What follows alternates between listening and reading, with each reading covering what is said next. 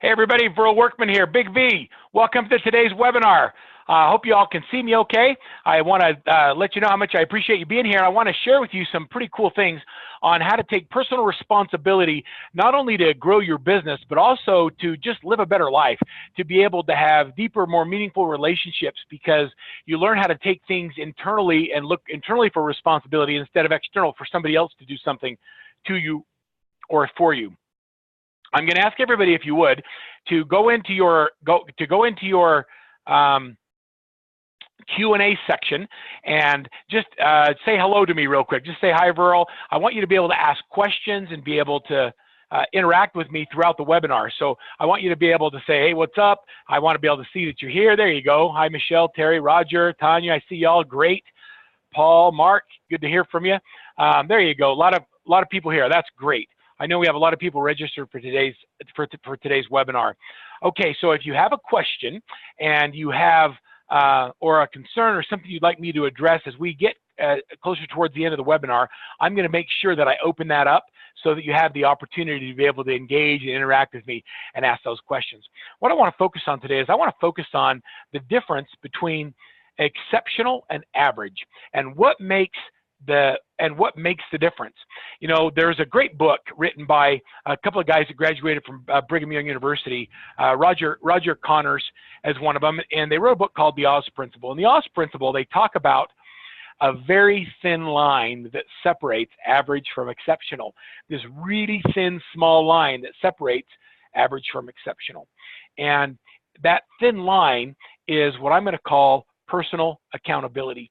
It's the ability to look inward instead of outward for the results that you're looking for in your business and in your life. That thin line is critical. There's a copy of the book, Creating a Culture of Accountability, by Roger Connors, Tom Smith, and Craig Hickman. And they have a huge consulting practice that helps people really understand how to incorporate a culture of productivity in their business. And so I want to give you all a quiz. So just have a little bit of fun. And I'm gonna have you write down either a 1 or a 0. A 1 means yes, a 0 means no. As I give you these questions, don't do it in the questions area. I want you to just write on a piece of paper. So find a piece of paper, just write down. And so I'm gonna find out where you are in the line, if you're functioning above the line or below the line based on your answers to these questions. So the very first question is, were you ever surprised by negative feedback from someone else when you thought all along you were doing your very best to solve a problem? Remember that a 1 means yes and a 0 means no. Were you ever surprised by negative feedback from someone when you thought all along you're doing everything you could to solve the problem? Here's the second question. Have you ever spent time blaming other people or pointing fingers when things didn't go the way you wanted them to go? Oh yeah, if my wife would have just done her job, then we wouldn't have that problem with our kids. Or, you know, if the teachers would just do their job, or if my employees, if the buyer's agents would just follow up with their leads, or if the team leader would give me better leads.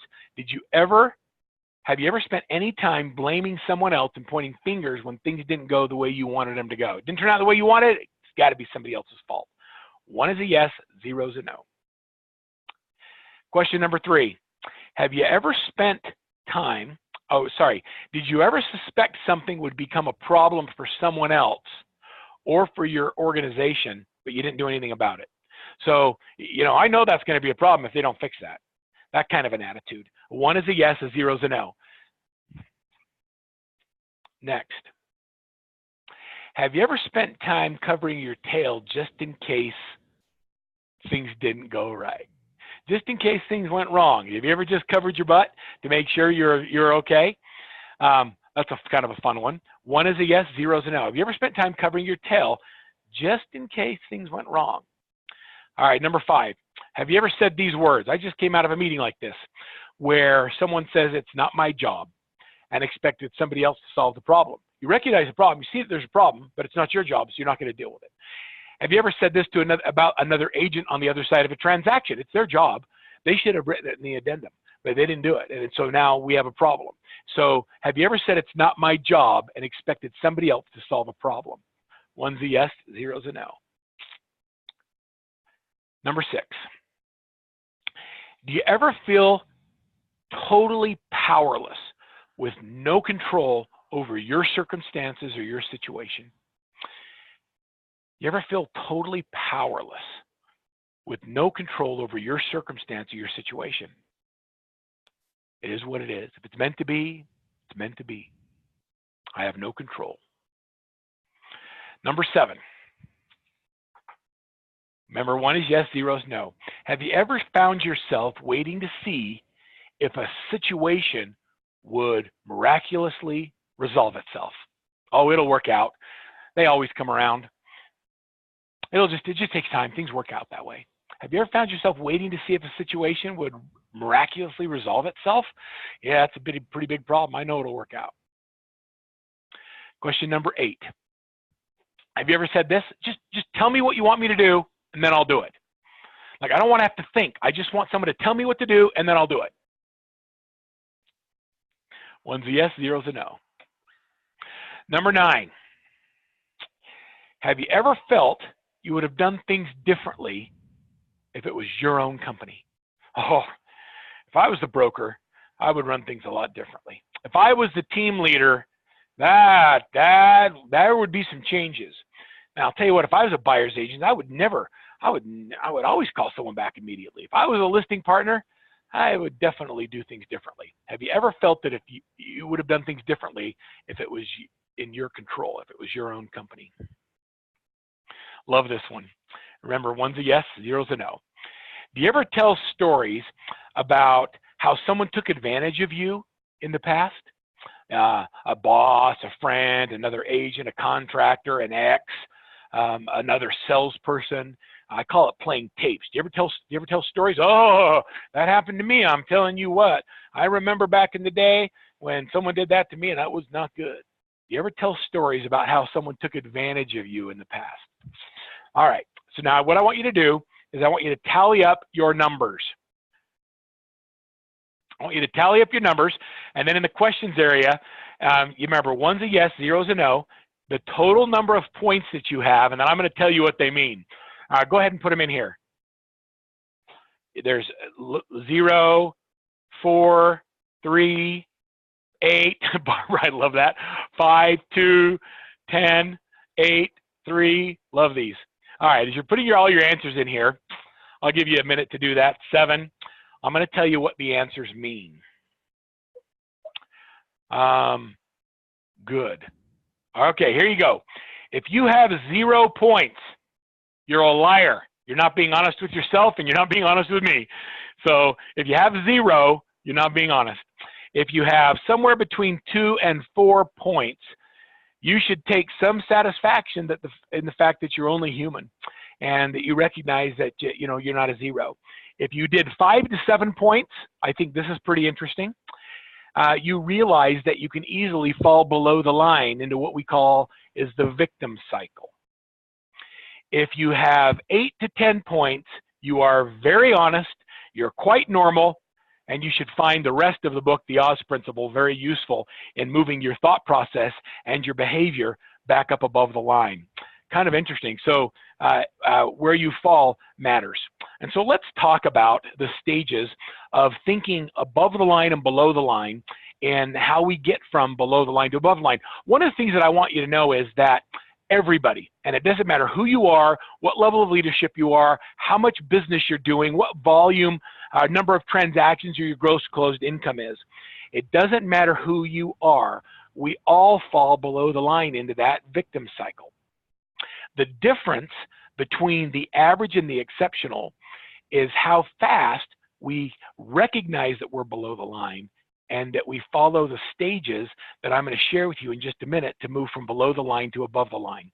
And so stages of the victim cycle are, it's not my job, finger pointing. You ignore and deny that there's even a problem. You just want to wait it out and see what happens. Or you act, one of my favorite things in the victim cycle, I have a son that does this, is he acts confused. Well, I didn't know what to do, so I didn't do anything. Or you cover your tail. You put things in place so that you have a process to cover your tail instead of just solving the problem. Those are all things that you can recognize when you're below the line. When you exhibit that behavior, you hear that dialogue on your team, you can recognize that somebody from your team is exhibiting below the line behavior. And it's our job as leaders, it's our job as team leaders, it's our job as spouses, as parents, to recognize below the line thinking and behavior, and then help whoever it is that's dropped below the line, and if it's us, move our thinking and our behavior back up above the line. And there are 4 steps to moving back up above the line. The first thing is, when there's a problem that presents itself, you have to be able to see it. Now, in the Oz principle, they use the characters of the Wizard of Oz as they go through and they share this, and I'll share some of this with you here in just a minute. But you have to be able to see it. You have to be able to recognize that there's a problem. If you don't know there's a problem, or you ignore and deny there's a problem, you can't move through the rest of the stages in getting your thought process back up above the line. So the first thing is you have to see it. I see it that there's a problem. The second thing, and this is probably one of the hardest things to do when you're in the victim cycle, is to own it. Whose problem is it? It's my boss's problem, my broker's problem, my buyer's agent's problem, my admin's problem, my spouse's problem, my kid's problem, or the teacher's problem. When you're finger pointing and you're placing blame somewhere else, you're not doing step 2. I think sometimes we're really good at recognizing a problem and seeing it, but then we want to put ownership somewhere else. If you want to separate yourself from the average and move to the place where you can become exceptional, you have to own it. Own it. It means that when you see that there's a problem, you point to yourself and you say, this is my problem. And then you ask the next question, how am I going to solve it? What do I need to do to solve the problem?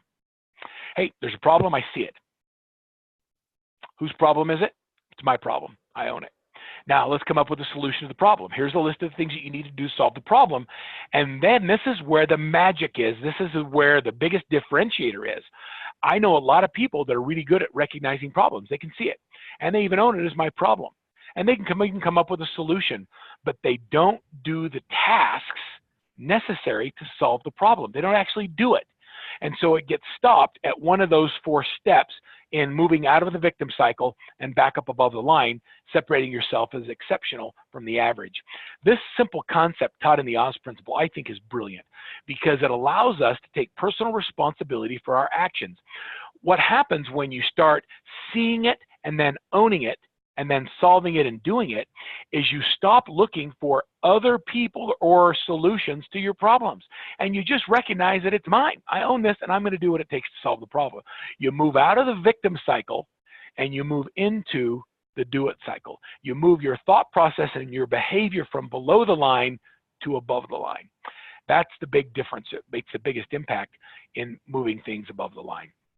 When you look at the characters from the Wizard of Oz, they exhibit throughout the entire book all of the things that that we do when we're having below the line behavior. You know, if I only had a brain, if I only had a heart, if I only could go back to Kansas, if I only had courage, were the things that you would hear from the characters in the Wizard of Oz. What we hear right now when we talk to our team members is, if I only had what? My business would be better. What are some of the things that you say when you're trying to place blame somewhere else as to why you are stuck where you are?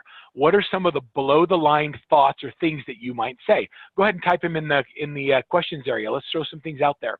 What are some of the things that you might say? If I only had this, better leads, if I only had more inventory, if I only had a better coach or better coaching, if my clients would only, if I only had more time, that's a good one, Jennifer. I love that one. If I just had more time, that would give me, then I would be able to, then I'd really be an exceptional agent. What are some other things? Yeah, better tools. If I just had a better assistant. Time comes up a lot. I hear that one a lot. What are the thought processes that drop us or dip us below that line? Oh, Barbara, thank you for that. Barbara says, if I only had better discipline.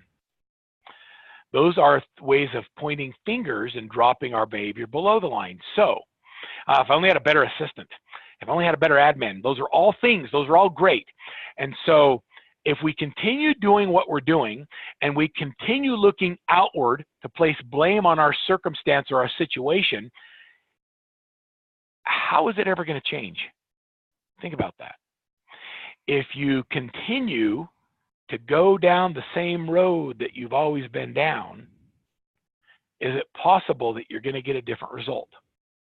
So if you remain in the victim cycle and you remain below the line and you remain finger pointing, and if you start sentences with if I only had a, or if I only had the, or if we only had these, if you started every sentence with a below the line opener, do you think your situation is going to change? And how easy is it going to be for you to move from below the line to above the line?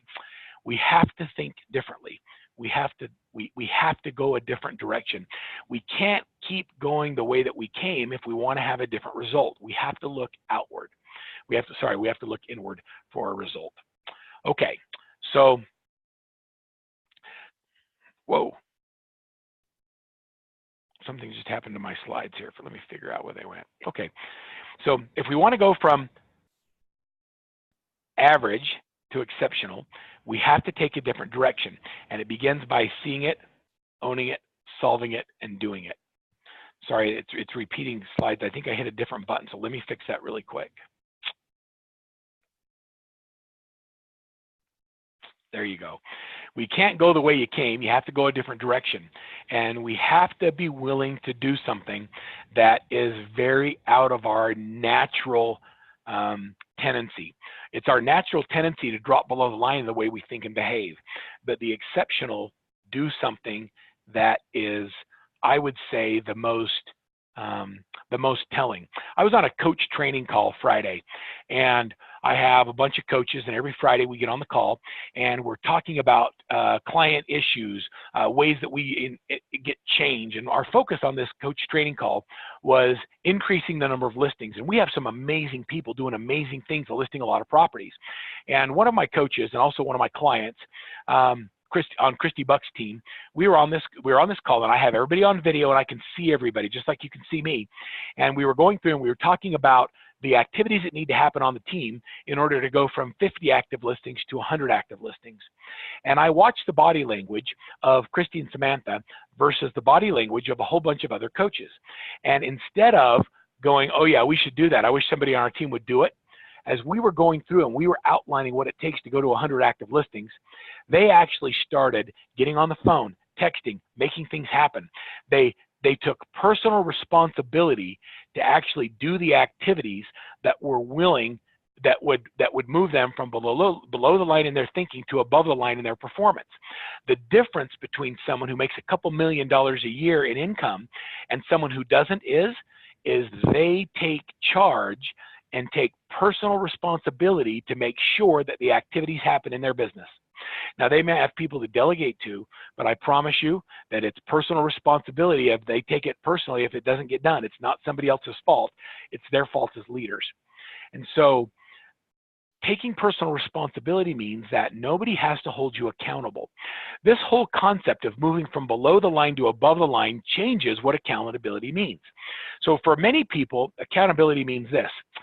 Accountability, when you look up the definition of accountability in Webster's dictionary, it means that it's subject to or having to report, explain, or justify, or being held answerable or responsible to somebody else. You need to be responsible or accountable to me because I'm your boss. That's what most people think accountability is. It's an external person hovering over you, telling you what to do, making you do things so that you then go do it. A lot of people hire coaches because they believe they need accountability in their lives. And they think that the coach is going to get them to do something that they aren't willing to do by themselves. I'm going to say that our coaches are trained to help you think and understand that it's your responsibility to hold yourself accountable to do the activities that need to be done. And we're here as guides to help identify what those activities are and to see if you're fulfilling the commitments you made to yourself. Accountability, in my definition, isn't something that someone does to you, but it's something you choose for yourself. The difference and I really believe this, between average and exceptional is looking inward for accountability. So here's a more powerful definition of accountability. It's a personal choice to rise above your circumstances and demonstrate the ownership necessary for achieving the result that you want in your business, in your marriage, in your life, in your relationships. It's a personal choice to rise above your circumstance and take ownership of the outcome. Do you understand the difference between this slide, where accountability is something that someone does to you, versus this slide, where accountability is something you choose for yourself? Can you imagine how different your life will be when the majority of the things that happen, you take ownership of them, you deal with them, you solve them, and you do them, as opposed to just saying, this is my circumstance, and pointing blame somewhere else? Can you imagine what starts to happen when you own it? Accountability is the most powerful choice you will ever make for yourself. Choosing to have accountability, choosing to hold yourself accountable, is the most powerful choice you'll ever make. Think about that. But you first have to have courage. So let's go through just for a minute and let's talk about some of the phases of the steps to accountability and choosing accountability. How many of you believe, and I'd like you to answer this, how many of you believe that your next level in business, your next level in having a greater relationship with your significant other, your partner, your spouse, or your children, is directly related to you choosing to hold yourself accountable to make those things happen?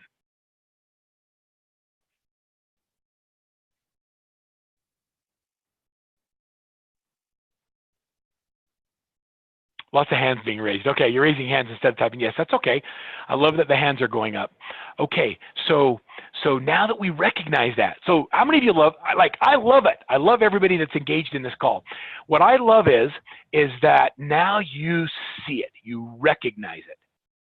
Raising your hand and saying, I know that if I choose accountability for myself, I'm going to be able to go to the next level. You have to have the courage to see things as they are.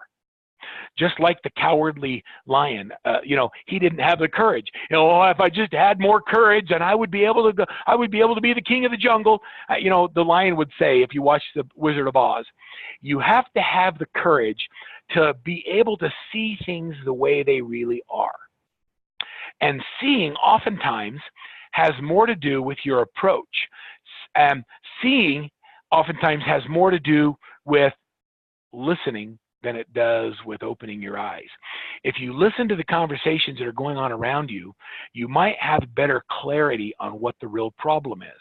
And once you see it, then you can make the necessary adjustments. Seeing means really paying attention and listening to the people on your team, to the relationships that you want to improve. You must have the courage to be able to see it. Seeing it really does require courage. Giving feedback is easy. Getting feedback is hard. But when you learn to receive feedback, it creates accountable people. So when you're open to feedback and you want to take people's input, all of a sudden it changes you and gives you the ability to start holding yourself accountable for making change. But when you're closed off and you're not open to feedback, what happens is that you refuse to see what the real problem is. And oftentimes the real problem is you and the way you're looking at the situation. Sometimes when we get that feedback, it allows us to see the problem from a different perspective. And once we see it, we really see it because we've seen it with our eyes and we've heard it with our ears, then we can recognize what I like to call are the blind spots. And the blind spots are the things you can't see and hear because you aren't willing to be open to that feedback. So open yourself up to feedback and ask the hard questions. And as you ask those questions, it gives you the courage to be able to see what the real issue is. How many times have you thought, what's the real problem? When someone's acting out over something that is small, it's usually not the real problem. But because you don't have the courage and you choose not to have personal responsibility or accountability for what the real problem is, we blame them for acting out on stupid things. And if we would just close our mouth and really ask questions and get the feedback necessary to find out what the real issue is, we would be able to collectively solve it as a team. Whether it's lead conversion, whether it's hiring better people, whether it's developing our administrative team, if we look internally to solve the problem is more likely to get solved rather than the universe solving it for us. The Tin Man wanted to have a heart. Now, when you go from recognizing and seeing there's a problem, the very next phase is you have to do what? Once you see it, you then have to own it. There's a problem. Whose problem is it? Whose problem is it? If you want to function above the line where the exceptional live, then you have to own it. You have to make it my problem. It's got to be yours. Whose problem is it? My problem. I got to own it.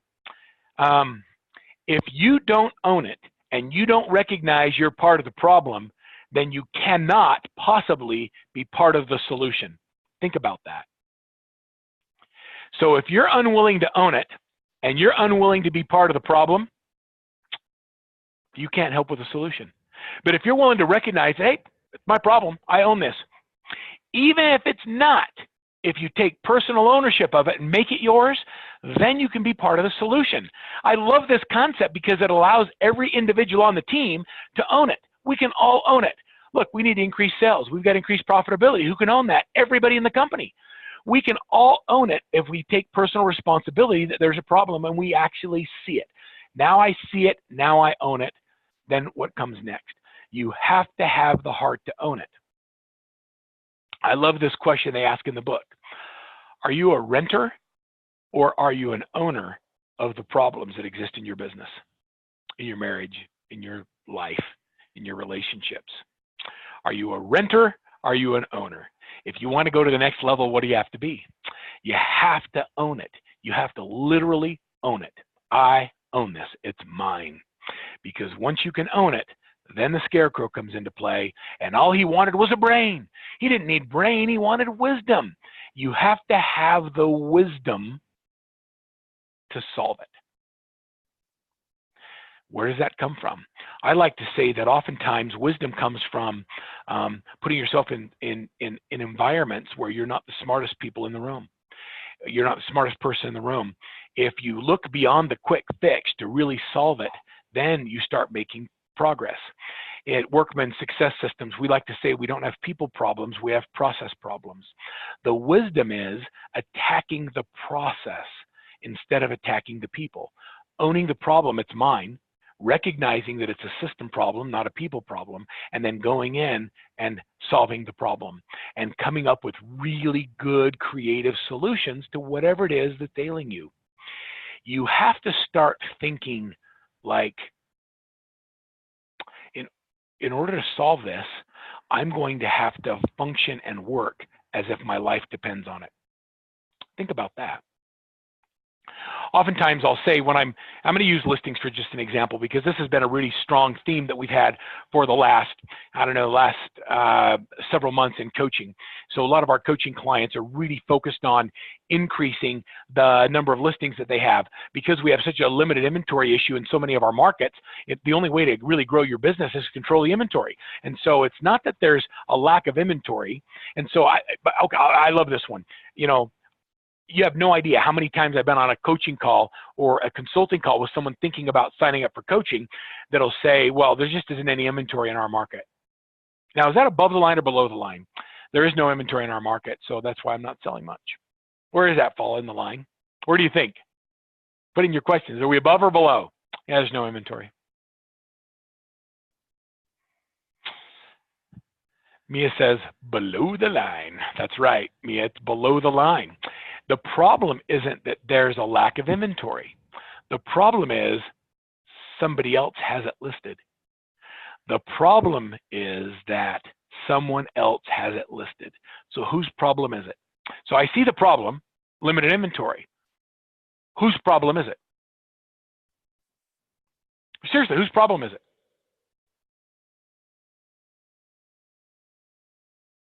My problem. It's not everybody else on the call. It's not my listing partner's problem. It certainly isn't my admin's problem, and it's not my broker's problem.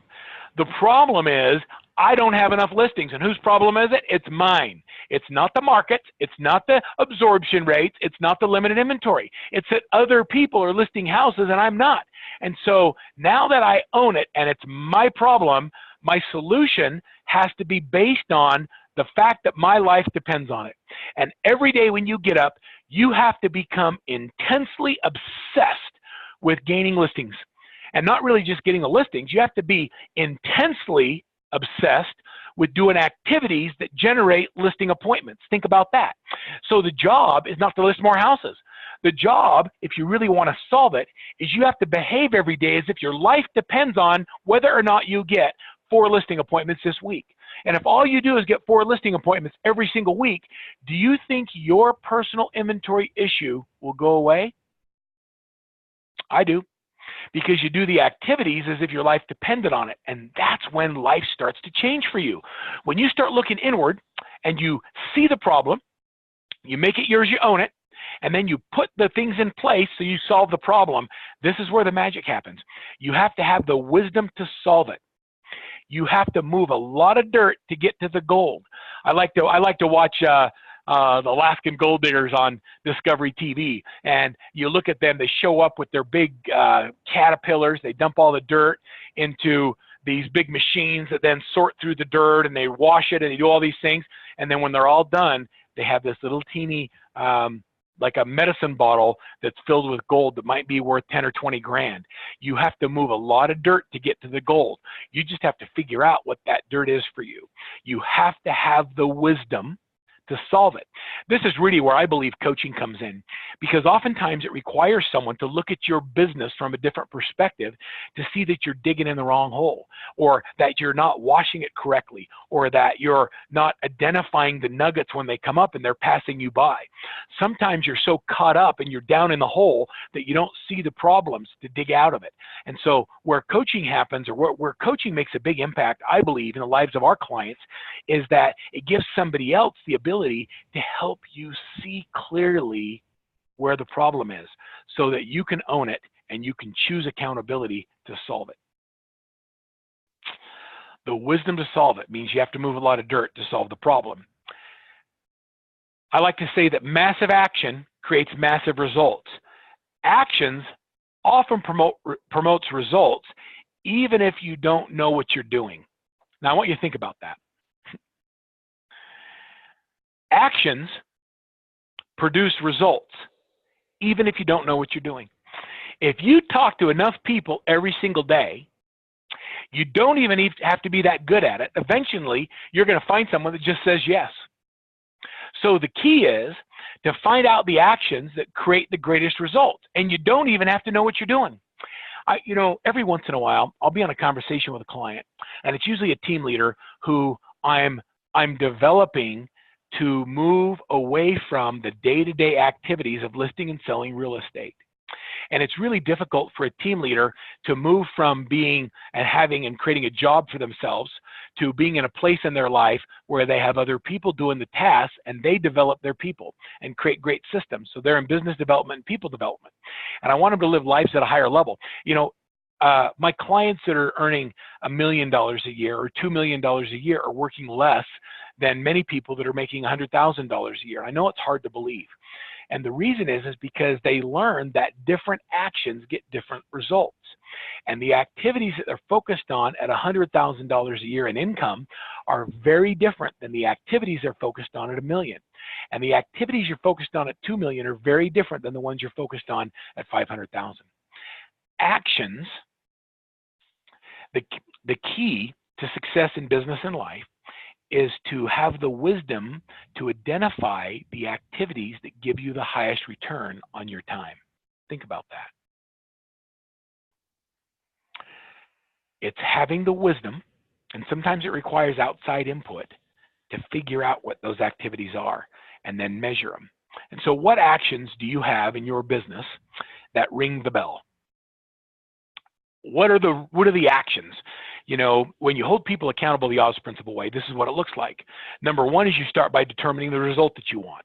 Increased inventory, more free time. I want to have more structural intelligence in my business so that anybody sitting in that seat can do a great job. What is the result that you want? And then you have to determine how soon you want to be able to see that result. So you determine the time to report on progress. When are we going to look at it, and are we moving the needle closer to the result? And then in a leadership role, whoever you have that's helping you get those things done, you have to recognize when they move the needle or ring the bell, and make sure that you give them constant praise and coaching on helping them move things forward. This whole concept in leadership is how we train our coaches to help teams grow. It's teaching team leaders how to move from below the line to above the line, and then how to lead their people in an environment that is based on personal accountability, not accountability being something that someone does to you. The next things we have to do is we have to have skills to solve it. And the skills to solve it come from a different way of looking at it. We have to stay engaged, meaning that we have to inspect what we expect. We have to constantly be looking at the things that are moving the needle. How many conversations do I need to be able to get a, how many dials do I need to be able to have a conversation? How many conversations do I need to be able to get an appointment? How many appointments do I need to be able to get a listing? Once I understand what that is, then I just persist in doing those activities that give me the result that I want, in that desired result. So you have to stay engaged in the process. You have to inspect what you expect. You have to persist. You can't ever be distracted by things that that move you back below the line. The third thing is I need you to think differently. I need you to come at it a different way. If you're not getting the result you want, own it. Ask yourself the question, what am I not doing that other people are doing better that would change the result? And then you have to be the one that changes it. Is it the dialogue you're using? Is it the messaging? Is it the questions you're asking? Is it the listing presentation that you're using? What are those activities? You've got to think differently. And then you need to start creating new linkages. When I changed this behavior, I started getting this result. So I want to link this now. This behavior gives me this result, and I want to duplicate the things that make a difference. The next thing I need you to do is I need you to take the initiative. When you're in the own it and solve it phase of moving your behavior from below the line to above the line, it requires somebody to take initiatives. To take initiative, who do you think that person should be? Me. I need to take initiative, because that's part of owning it, is you have to take the initiative. You know, I like to, I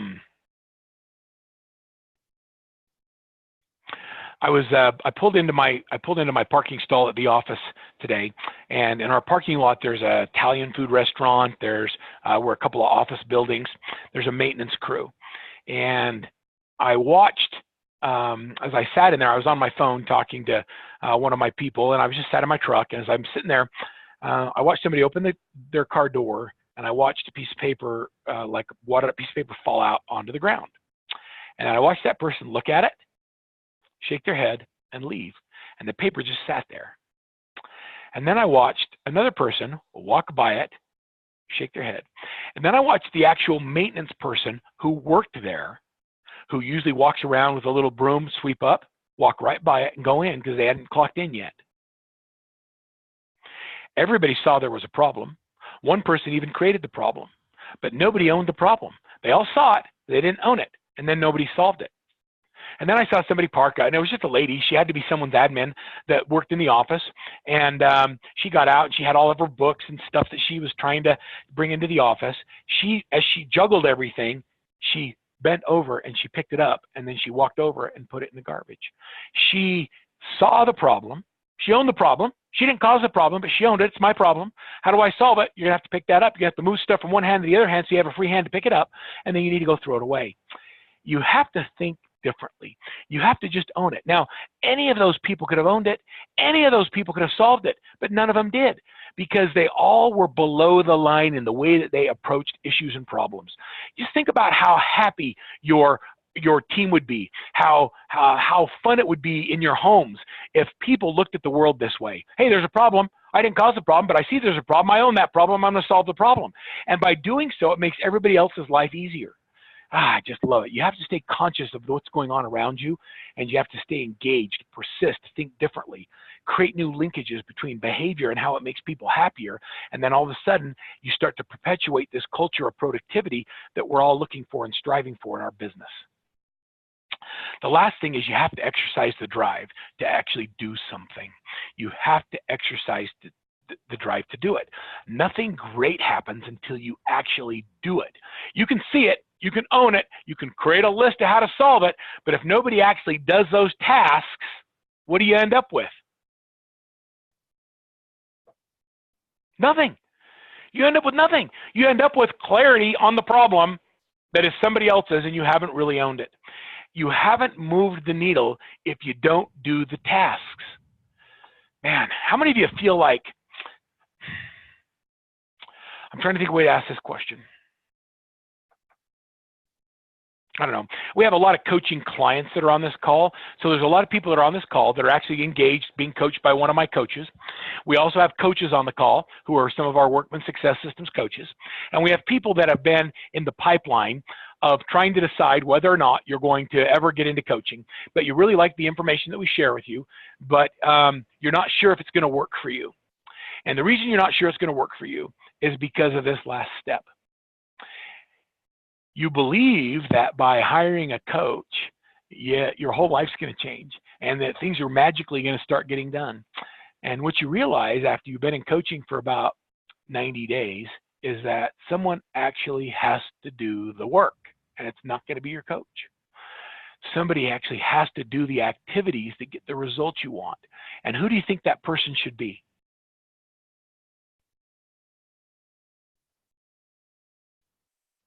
I mean, really, who should it be? Marianne put out there, it should be me. I agree with you. You know, when you start looking internally for the results that you want, that's when everything changes in your ability to get real results. Look, my coaches, I've got amazing coaches. I can help you go from wherever you are to double next year, to double again the next year. But you have to have the ability and you have to have the courage to see it, to own it, to solve it. And then you have to actually get up in the morning and do those activities. You have to want it more for yourself than your coach wants it for you. Think about that. You have to want it more than you don't want it. Sometimes I think we sabotage our own success by creating excuses for failure, meaning that we really want success, but we're comfortable where we are, and so we develop these defense mechanisms that drop our thinking and our behavior below the line. And so you have to want it more than you don't want it. You have to want change more than you want staying the same. You have to want it more for your families, for your lifestyle, than you don't want to do the tasks. You have to want it more than you don't want it. Does that make sense? You have to want it more than you don't want it. The next thing I'm going to tell you is you can't let the gravity pull you down, because as soon as you start functioning above the line, as soon as you start seeing it, own it, doing it, and solving it, now you're doing the things that need to happen in order for your business to grow, gravity takes place. And there are people and resources and usually it's people and circumstances that happen in your life that have a tendency to suck you back down below that line. And now you're down here again, and you've got to get back above the line by seeing it, that there's a problem and recognizing you're below the line.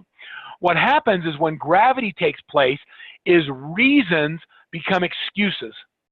And when your excuses, and you really start using them to stop solving the real problems, that's when you recognize that you've dropped below the line, is when your reasons become excuses. And as soon as you start using those excuses to stop solving the problems, I could do that if my broker would just do this, or if my spouse would do this, or if my agents would do this, or if my admin would do that. As soon as you use those excuses to stop solving your problems, where have you fallen? Right back below the line. And we want to get you back up there. So when you recognize you're below the line, let me give you some questions that you can ask yourself to move you back up above the line. Are you ready? I'm going to give them to you kind of quick. The first one is, what are the aspects of this situation that will most likely pull us below the line in the future? So as a team, when you recognize that our behaviors drop below the line, bring your team together and ask the question, what are the aspects of this situation that are most likely to pull us below the line again in the future? Another great question is, what can we control and what can we not control in this situation? If you can't control it, it's a circumstance, it's not an excuse.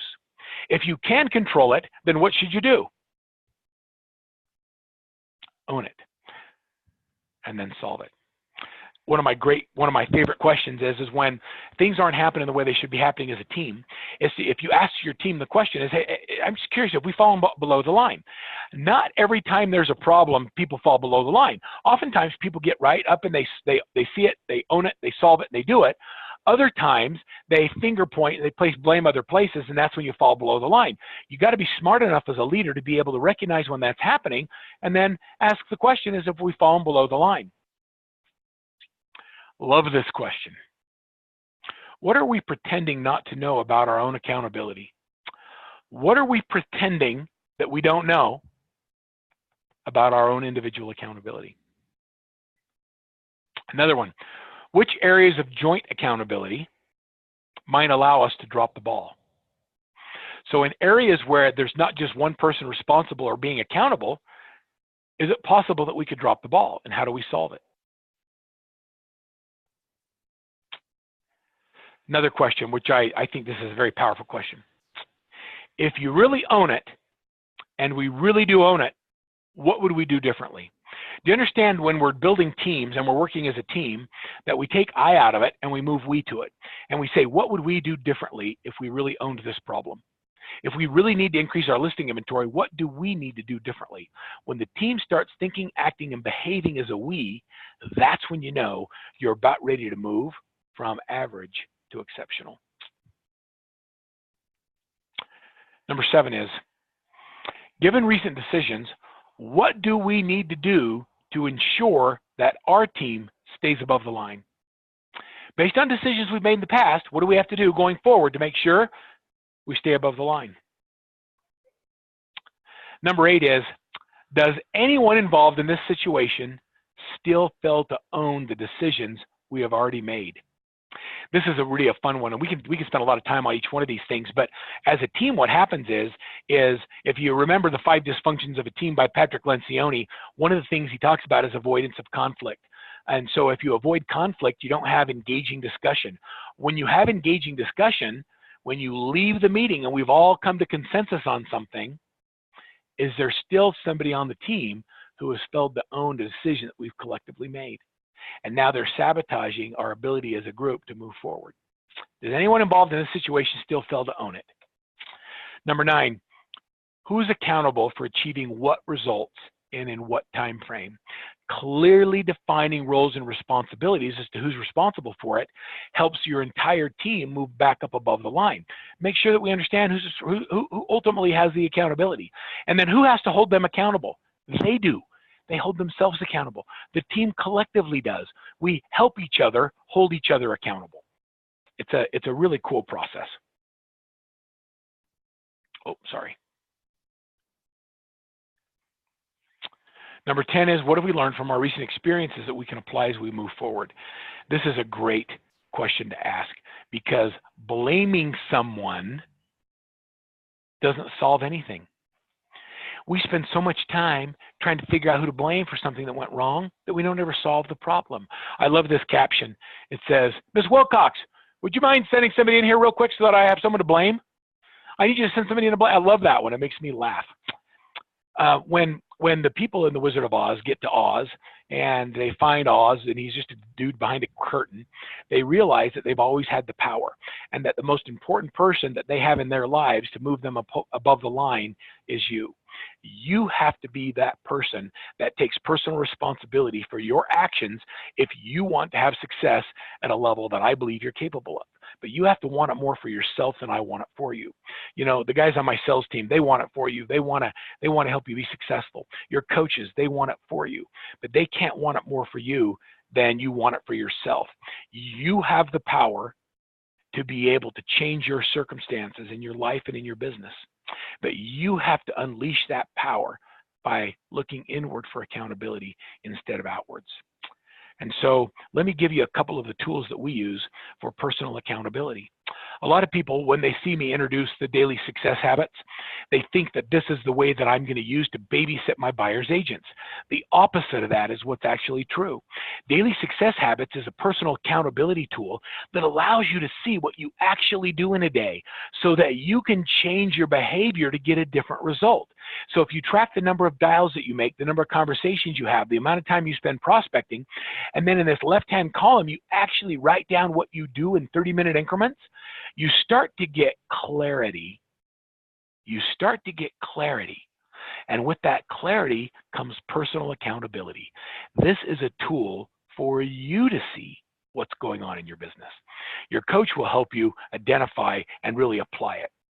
The next things that we do for accountability is we do a daily huddle. Now, oftentimes team leaders think the reason that I do a daily huddle is so I can hold my people accountable. That's not true either. The reason we hold a daily huddle is so that they can verbalize their personal commitment to the activities that they committed to do, that will get the result that they want for their families. As a team leader, your job is to help them do better, not beat them up when they fall short.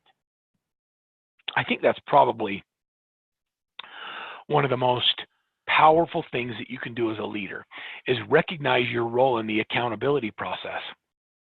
Accountability is not something you do to someone. It's an environment you create that allows them to have accountability for themselves.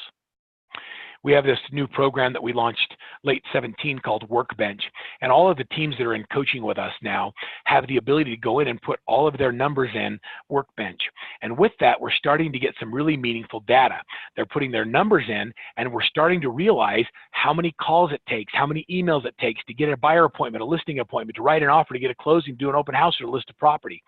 Because we're getting meaningful data, it allows us to take personal responsibility of our own actions and recognize what activities we need to do to move our business and life above the line. Tracking the activities generates the results that you want. This is one of our teams in California, by the way. Phenomenal amount of information that's coming off of one particular team. And what we teach the team leader to do is, instead of rewarding people for doing for selling more, we reward people for doing the activities that get the results that they wanted in their life and in their business. So when they're making and they're fulfilling the commitments they made to themselves, we reward them by giving them business and helping them grow. And I'm able to see this across a whole bunch of different teams all over the country that are really high performing, and we're starting to get some really important numbers that tell us what the activities are that will generate the results that we want in our teams. And there's so much data that's being developed here. By the way, this is all available. Anybody that's in private coaching with us has access to this Workbench. By the way, 216,000 total points in money-making activities generated 2,200 buyers appointments set, 1,300 listing appointments set, 615 total closings, which means 98 points for every buyer appointment, 165 points for a listing appointment, and 352 total points for a closing. So every time you want to have a closing, if you want to have 10 closings this month, you have to have 3,500 points as a team. So by duplicating and understanding the data, what happens is you start getting real clarity on the activities. And now, whose responsibility is it to do those activities? Now you have clarity on what they are, own it, and let's go do it. The Oz Principle helps you do that. I'm going to give you some stuff as a free download. If you want a free copy of my presentation from today, from the dialogue that I shared with you, because you want to share it with your teams, go to workmansuccess.com/above the line. I'm going to give you the Oz Principle Victim Cycle Assessment and the results. I'm also going to give you a copy of our Daily Success Habits Tracker, the free Daily Huddle Agenda. I'm also going to make available to you a free DISC assessment, which is really cool. I'm going to give you an offer to take advantage of our training center, where we teach you a lot of these principles and how we use them, and you don't have to be in coaching to have access to that. But most important, what I'd really like to give you is, I would like to give you an opportunity to choose accountability, to be able to choose a guide in the process that will help you move your thinking from below the line to above the line. And the way you get that is by signing up for a coaching consult, where we'll look at your business, we'll see where you are, and the purpose of that coaching consult is to move you from thinking about coaching to actually doing it. and engaging with one of Workman Success's private coaches. We have the ability to help you. We help a lot of people. It's humbling to me to see the impact we're having on the lives of the people that choose them to hold themselves accountable and do the activities that will give them the results they require. I want to thank all of you for being here. Let me just ask you if you have any questions. I'll stay on for a couple more minutes. If anybody has any questions about anything I've talked about today or something that I can help you do to move your thinking from below the line above the line, type it in, and I'll give you a few minutes to just ask Verl any question. So don't raise your hand. You have to type it in the questions. How about a typing class? Do I have typos, Barbara? If that's the case, then I'm sorry. Let me know what they are and we'll fix them.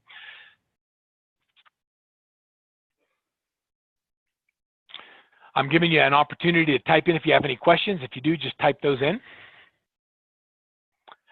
People are raising their hands. I'm not able to unraise your hand, but I can give you answers to your questions. Barbara, you wanted me to repeat question 1 of the 10 questions. I'm not sure how to go back there in my slides.